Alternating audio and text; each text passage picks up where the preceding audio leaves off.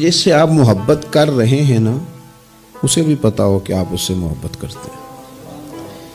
اظہار محبت کی جرت بھی ہونی چاہیے اور اظہار محبت کا سلیقہ بھی ہونا چاہیے.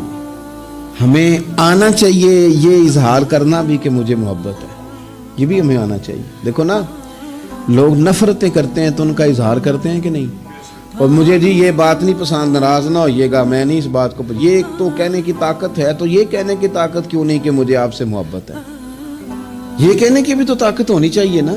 اس نے کہا تھا کہ اب تو دشمن کی اداؤں پہ بھی پیار آتا ہے، تیری الفت نے محبت میری عادت ہی کر دی. او بھائی پیار کا بھی تو دیکھے نا، نبی پاک صلی اللہ علیہ وسلم نے وضاحت کی. حضور فرمانے لگے جب تم کسی سے محبت کرو تو اسے بتاؤ کہ میں تم سے محبت کرتا ہوں. مشکات دیکھیے نا، حدیث موجود ہے، فرمایا اسے کہو میں تم سے محبت کرتا ہوں. معنی کیا ہے؟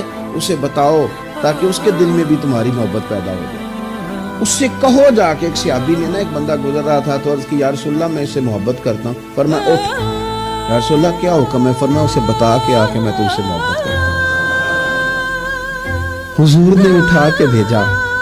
میں نے کہا اظہار محبت کی بھی تو جرت ہونی چاہیے نا، اظہار محبت کی بھی تو جرت ہونی چاہیے نا. شاید اسی لیے حضرت انس بن مالک نے کہا تھا یا رسول اللہ مجھے اللہ کی قسم میں رب سے بھی پیار کرتا ہوں، رب کے رسول سے بھی پیار کرتا ہوں، ابو بکر صدیق سے بھی کرتا ہوں، عمر فاروق سے بھی کرتا ہوں. تو نبی پاک علیہ السلام نے فرمایا سن پھر تو جس چیز سے محبت کرتا ہے اسی کے ساتھ تجھے جنت میں داخل کیا جائے گا.